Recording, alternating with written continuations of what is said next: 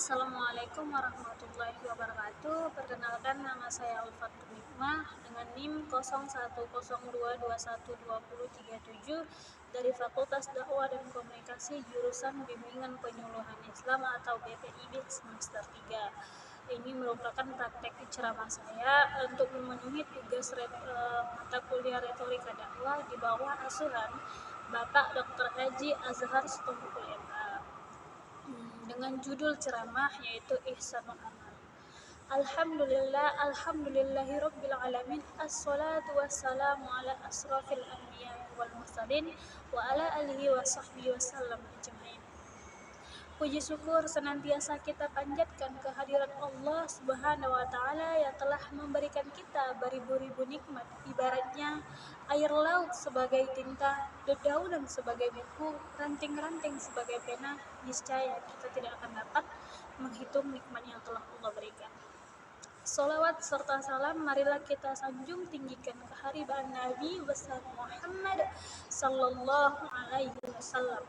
Allahumma sholli ala sayyidina Muhammad wa ala ali sayyidina Muhammad. Hadirin yang berbahagia dan saya hormati. Sebelumnya saya ingin mengucapkan ribuan terima kasih atas kesempatan yang diberikan kepada saya untuk menyampaikan ceramah saya dengan judul Ihsanul Amal. Semoga ini menjadi amal baik bagi saya dan menjadi amal baik bagi para hadirin yang mendengarkan. Nah, sebelum saya masuk ke dalam ceramah saya ingin menyampaikan terlebih dahulu apa yang dimaksud dengan retorika dakwah. Mungkin para hadirin bertanya tuh kan, apa yang dimaksud dengan retorika dakwah? Terdiri dari kata retorika dan dakwah. Retorika berasal dari bahasa Yunani yang artinya adalah kemahiran dalam berpidato. Retos yang artinya adalah pembicaraan publik. Menurut Jalaluddin Rahmat, retorika adalah suatu kepandaian berbicara seseorang dalam menyusun komposisi kata-kata untuk mempengaruhi dan menimbulkan suatu kesan kepada khalayak. Dakwah sendiri kita telah memahami secara umum artinya adalah panggilan, ajakan, undangan, gitu, seruan, gitu. Itu yang dimaksud dengan dakwah. Mungkin kita juga udah paham karena kita sering mendengar orang yang berdakwah. Menurut Syekh Ahli Mahfuz, dakwah adalah mendorong manusia untuk melakukan suatu perbuatan baik dan mengikuti petunjuk serta melakukan amar ma'ruf dan mencegah kepada yang mungkar untuk kebahagiaan dunia dan akhirat. Itu yang dimaksud dengan dakwah. Nah, dari penjelasan yang saya sampaikan tadi, kita memiliki kesimpulan bahwa yang dimaksud dengan retorika dakwah adalah suatu gaya ataupun seni bicara untuk mempengaruhi khalayak dalam menyampaikan pesan agama yang pastinya diridhoi oleh Allah dan sesuai dengan aturan Allah. Baik, saya akan menyampaikan ceramah saya yang berjudul Ihsanul Amal. Hadirin yang berbahagia yang saya muliakan. Terkadang kita sering melakukan amalan baik gitu kan. Kita yang sepertinya contoh bersedekah gitu kan, sholat gitu, membayar zakat gitu, dan masih banyak amalan baik lainnya gitu. Namun terkadang kita lupa nih, apa aja sih syarat-syarat amal baik diterima. Di sini saya akan menyampaikan yang dimaksud dengan ihsanul amal, terdiri dari kata ihsanul dan amal.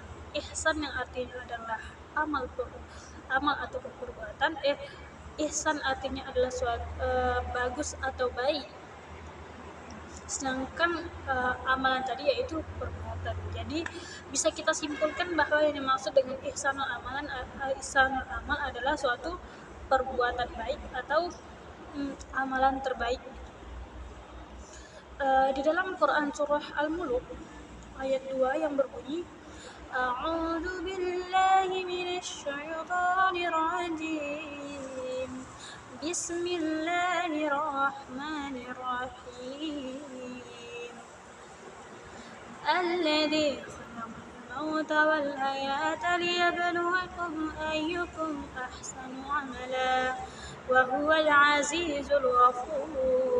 menciptakan mati dan hidup untuk menguji kamu siapa di antara kamu yang lebih baik amalannya, dan Dia Maha Perkasa, Maha Pengampun. Hadirin yang berbahagia yang Allah muliakan, Allah menciptakan mati dan hidup pada makhluknya untuk menguji kita, siapa sih makhluk yang di antara kita ini yang lebih baik amalannya. Nah, untuk itu ternyata amalan-amalan baik ini memiliki syarat juga. Ada yang tahu nggak apa-apa saja syarat amalan baik itu diterima? Yang pertama, haruslah kita memiliki niat yang ikhlas tadi, atau niat yang baik. Nah, siapa di sini yang niatnya telah ikhlas gitu datang ke kajian ini? Insya Allah kita termasuk orang-orang yang ikhlas dalam mengikuti amalan-amalan baik tadi ya. Salah satunya datang ke kajian. Hadirin yang berbahagia yang Allah muliakan, kata ikhlas ini sangat mudah kita ucapkan dalam lisan kita, namun sangat sulit dalam aplikasinya, dalam praktiknya kan?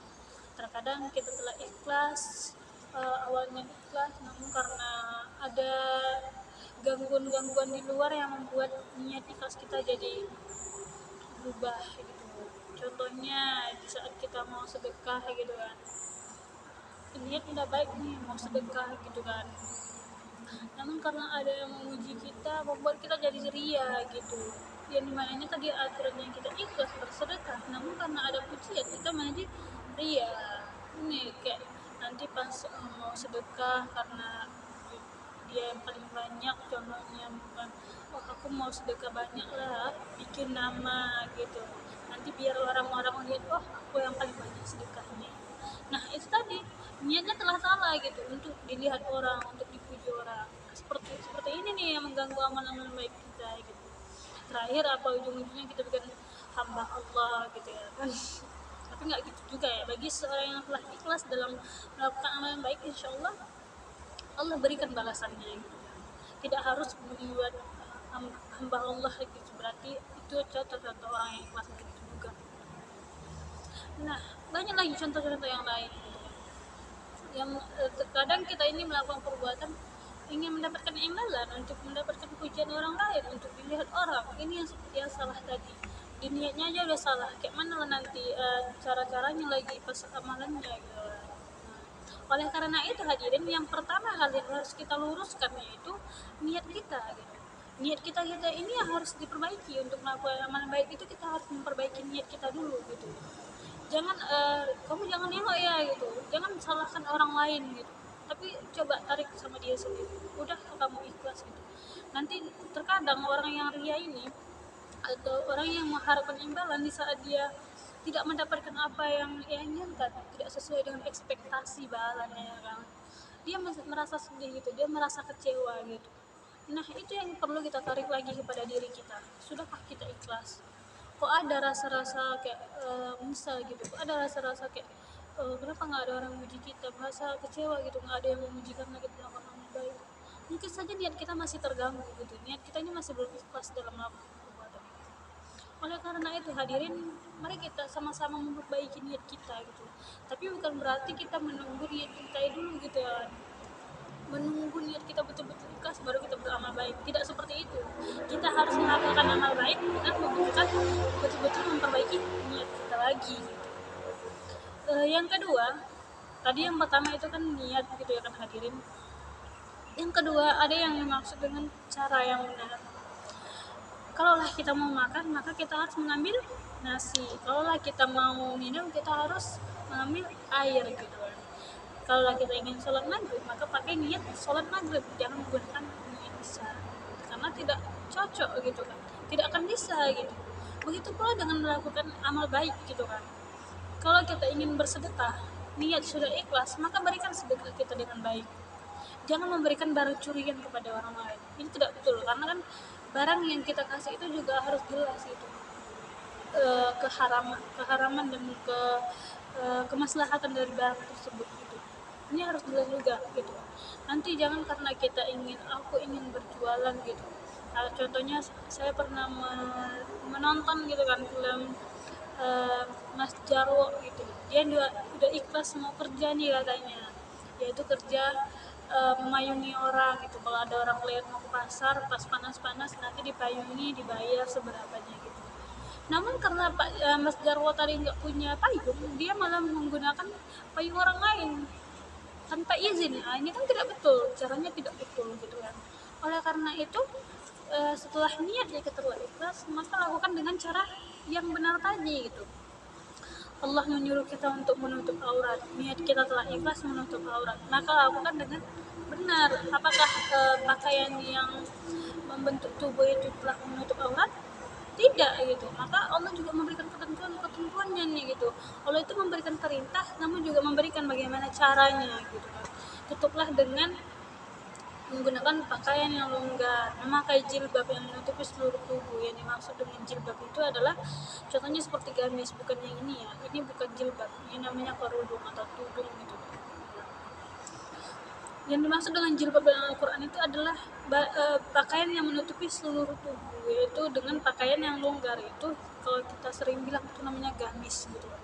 Niat kita telah ikhlas, maka pakailah pakaian yang sesuai dengan Allah beritahu gitu. Gunakan pakaian yang longgar, jangan menggunakan pakaian yang membentuk tubuh, membentuk tubuh kita. Dimana ini juga akan merusak gitu. Banyak yang salah dalam OTG pada zaman sekarang gitu kan. Memakai jilbab memang memakai tudung gitu kan, namun tudungnya diginiin gitu kan, nggak betul juga kan, karena Allah telah menyuruh kita untuk menutup aurat itu secara sempurna. Nah, begitulah hadirin, apakah kita telah ikhlas dalam menjalani sesuatu? Apakah kita telah melakukannya dengan cara yang benar? Kita tarik kepada diri kita sendiri kembali. Sudahkah ini betul? Sudahkah niat kita bagus? Sudahkah kita melakukan dengan cara benar? Sudahkah sholat kita sudah bagus? Sudahkah wudhu kita itu sudah bagus? Gitu. Sudahkah bacaan kita telah pas? Itu yang perlu kita koreksi lagi dalam diri kita. Karena sia-sia terkadang amal baik ini kalau seumpamanya tidak menggunakan dua tadi.